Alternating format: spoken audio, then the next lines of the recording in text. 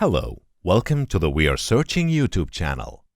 In this video, I'm going to show you how to turn off notifications for Facebook events step by step.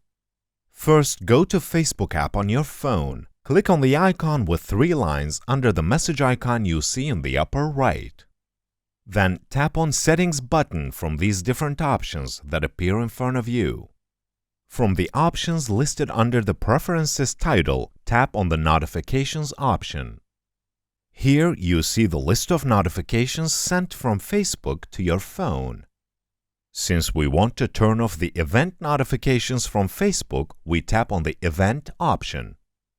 If you deactivate the Allow Notification on Facebook option, the event notifications that is received from Facebook to your phone will be turned off.